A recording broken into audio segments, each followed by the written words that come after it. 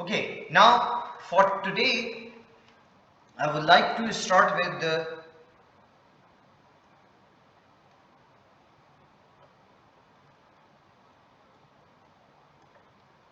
volumetric strain rate.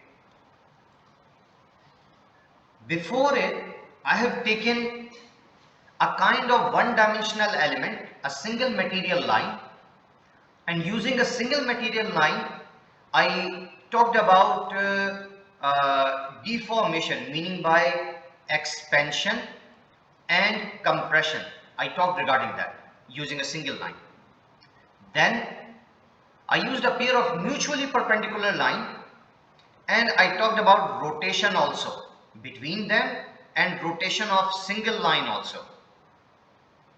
So this is something which I talked using single line, mutually perpendicular line. Then I started again with two mutually perpendicular lines, and then I talked about the relative change of angle between them, and that's what I called as strain rate or angular deformation. And during the last class, I talked that this strain rate would be used afterwards for Newton's law of viscosity, and that is something which we would do in our classes to come. Now, after taking 1D and 2D elements, I would like to go to a three-dimensional element, and that's where we would talk about volumetric strain rate. So what we would do is that instead of joining two points within my fluid particle, I would take a small volume. So let us see how that would be done. So let us say that I have a flow here, and within that flow I have a point P, and around that point I would take a small volume, and this small volume is del V. Okay, this small volume is del V. So volumetric strain rate would mean that my volume would change, either it would expand or it would compress. It would expand or it would compress. So I want to say that in time del t, it's a small time del t, the change in volume of material volume del V. So earlier I used to say material line. Now I am saying material volume del V is given as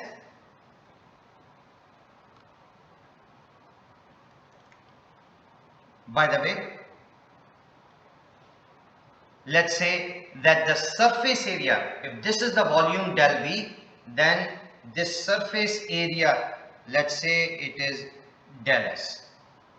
So change in volume would be V dot N del T ds, and this is an area integral. Now, this is what I want to ask if you understood or not. How would my volume change? If I want to change my volume, that can only happen if all the points on the surface would start moving normal to each other. ठीक है? अगर मेरा ये कोई volume है, ये change कैसे होगा? जबकि हर पॉइंट, अगर पूरे के पूरे में चेंज एक साथ आ रहा है, तो हर पॉइंट अपने से परपेंडिकुलर डायरेक्शन में मूव करना शुरू कर दे, चाहे बाहर की तरफ चाहे अंदर की तरफ। अंदर की तरफ मूव करेगा, यानी ये सरफेस है, इसका एक नॉर्मल है जो कि n है, अगर उसी के डायरेक्शन में मूव करेगा तो एक्सपेंशन होगा, और अगर उसके अपोजिट में मूव करेगा तो कंप्रेशन होगा। तो change in volume in time del t would be something like this. That's why I have written v dot del n, and this is taking change v dot del n for all the area, for each and every part of this area. That's why it is over the complete area, and this change is taking in time del t. Now if I want to find volumetric strain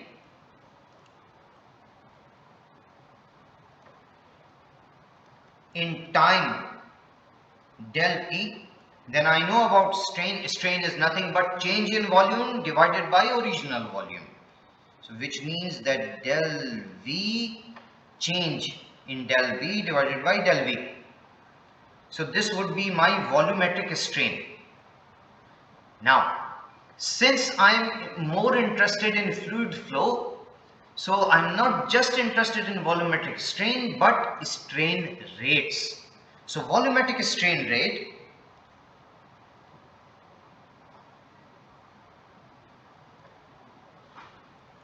of the material volume del V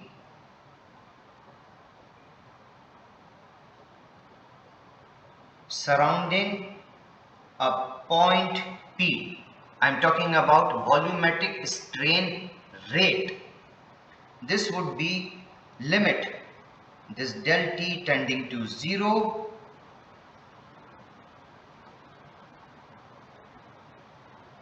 This is my strain rate, and if I divide it by del T, this would be strain rate, and this can be written as 1 over del V del S V dot N ds.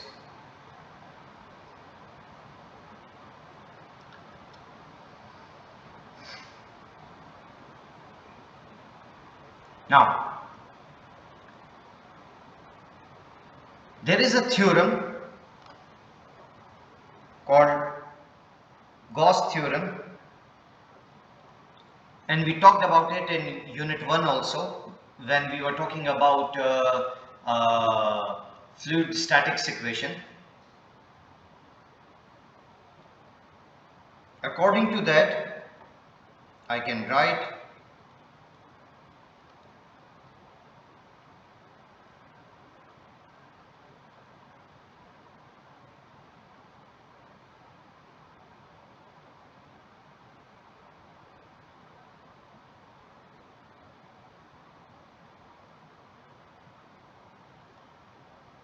I can say that this portion here, meaning by del S V dot N ds, this is equal to del dot V dV volume integral.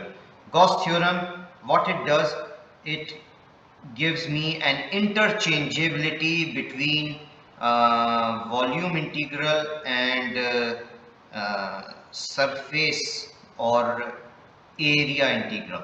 So that's what it does. It gives me an interchangeability between these two.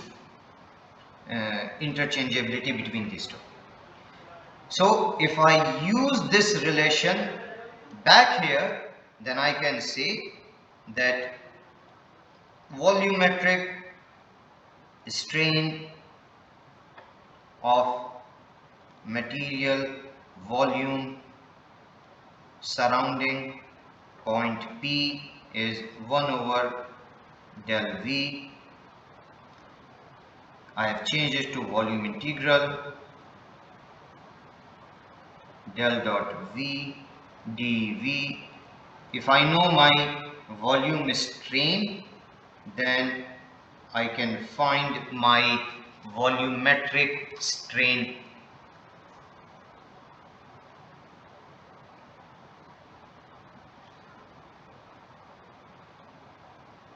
So what I am trying to do here, I am trying to find this thing over here, my volumetric strain rate. So this would be equal to limit del V tending to 0, 1 over del V del dot V dV, and this is a volume integral, and this would be limit del V tending to 0, 1 over del V del dot V del V. These would go away, and finally I would get this complete thing equal to del dot V.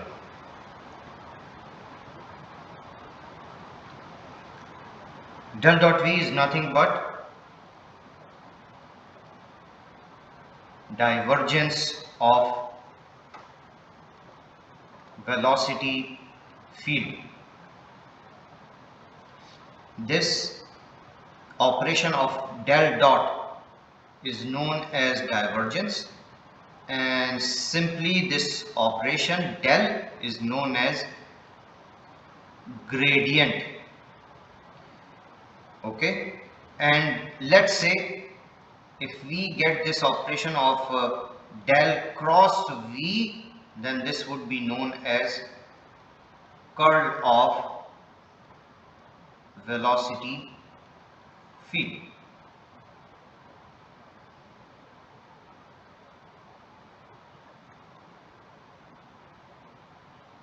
So in Cartesian coordinates,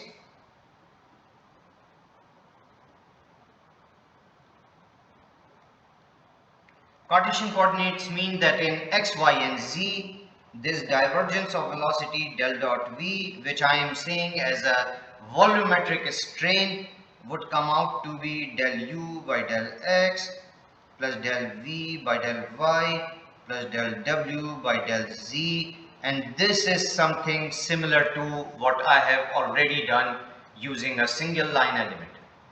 That if when I used a single line element, then within the x-axis its deformation was del u by del x, by y-axis only the deformation was del v by del y.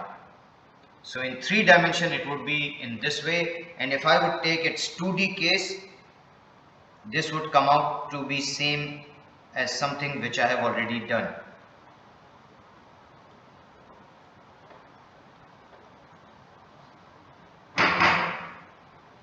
So this is something which I have already done with you before. Okay. Now let us see how we can use this idea of volumetric strain rate in real life situations.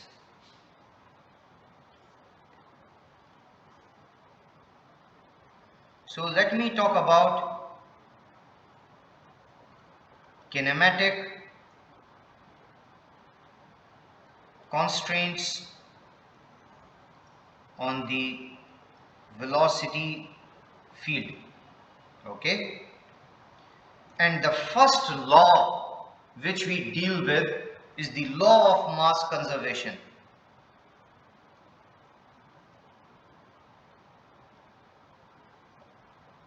Now again, this is something in classical mechanics or Newtonian mechanics. I am not talking about relativity theory, Einstein mechanics. I am talking about Newtonian mechanics, where we say that mass is conserved at all times.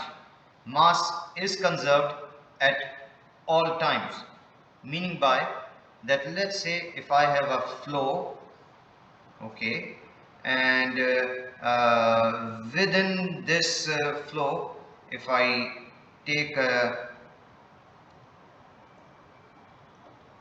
fluid particle at time t, then I would say that mass conservation principle says that d by dt, now look at what kind of d I have taken, total derivative, d by dt of the mass of fluid particle is 0, meaning by mass is conserved, it is not going to change with respect to time. If that is the case, then I can again write it in this way, that d by dt.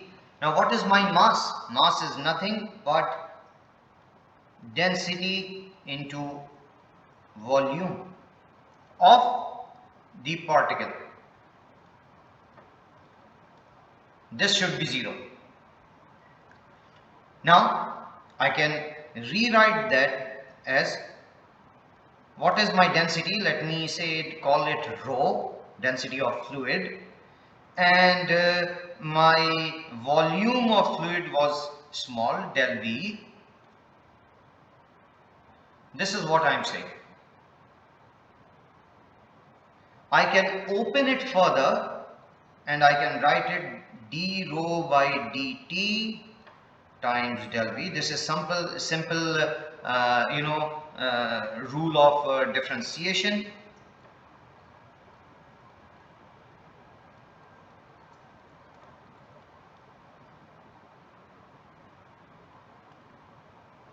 Simple rule of differentiation. Okay. If I divide this complete equation by rho and del V, then I can write it as 1 by del rho by del t plus 1 by del V d by dt of del V is 0. And if you would look clearly, then this is nothing but volumetric strain rate, and I know my volumetric strain rate, what it is equal to, and I will write that down here. This is nothing but divergence of velocity. Now this in itself is known as continuity equation, mass conservation equation, and it is the differential form.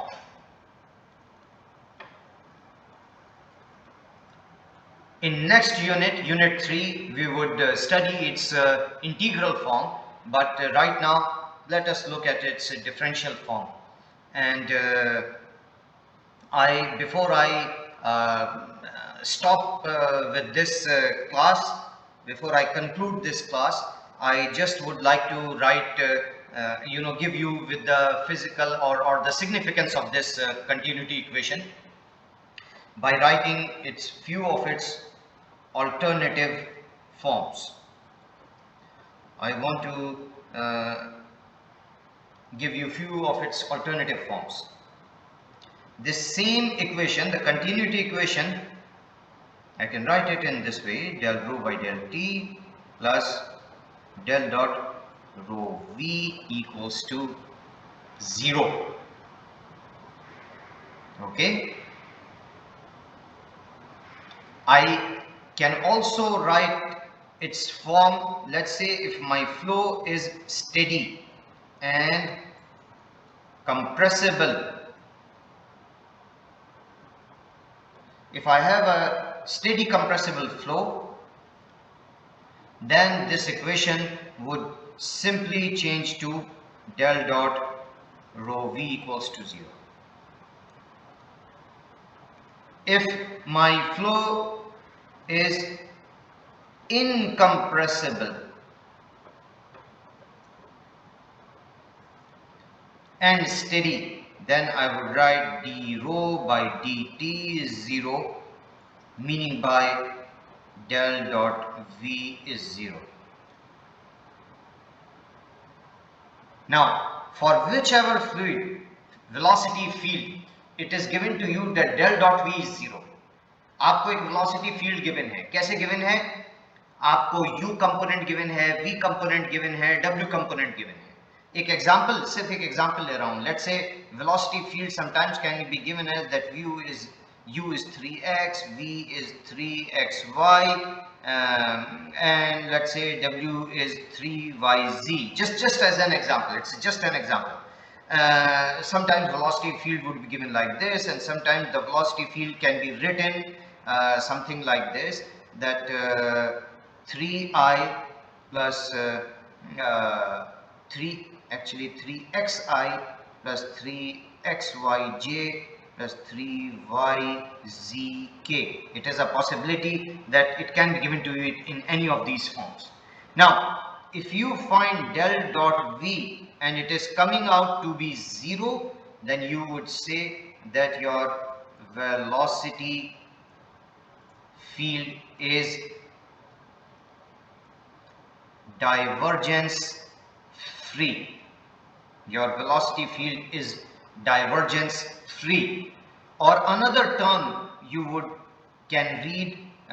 find in your some of the books, that it is written that your velocity field is solenoidal velocity field. And solenoidal velocity field, it has to do with vector calculus. Actually, if I would give you this, then in vector calculus, a solenoidal vector field. Here we have taken a velocity vector field, but by solenoidal field can be any vector field. And when I say field, I mean that this vector is dependent on space, is such that del dot that particular vector, in our case it's a velocity, so I am saying del dot v is equal to 0 at all points. This can also be said as, we can say that there are no source or sinks. There are no source or sinks. Okay. So this is what I wanted to come up with, that I started with volumetric flow rate. I started with the I started with a volumetric element, a volume element, and then I moved towards finding a volume strain rate, and then from the volume strain rate I modified it using Gauss theorem, and I found out that the volume strain rate is nothing but divergence of velocity. Then I wanted to show its application, so I moved towards one of the laws, one of the most basic laws which we would encounter in fluid flow, and that is law of mass conservation. Law of mass conservation says that the mass at all time would be conserved. So I took a fluid particle, I took its mass, and I made its material derivative to be 0. From there I found the continuity equation, and I said that this is same, it's the mass conservation equation, I can call it continuity equation, and this is the differential form of it. Using that, I then move forward to different alternative forms of it, saying that, let's say if I have if I have a steady compressible flow, then by steady I mean that del rho by del t would go to 0, and I would have only del dot rho v. So I wrote unsteady compressible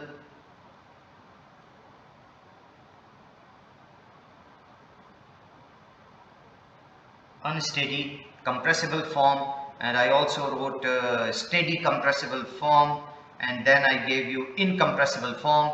And for incompressible flow, del dot v was 0, and I just wanted to say that del dot v is 0, meaning by that your velocity field is divergence free, and sometimes you would read that it is also written as solenoidal. Now, what is this solenoidal field? Actually, in vector calculus, if a vector field is such that its divergence is zero at all points, then it is called a solenoidal field. So that's pretty much for today, for today's lecture. We would move ahead with a little bit more in the next class, and now slowly and slowly we are trying to move. We studied statics in unit 1, a part of kinematics in unit 2, and then from there we are slowly in our future lectures move towards the dynamics part.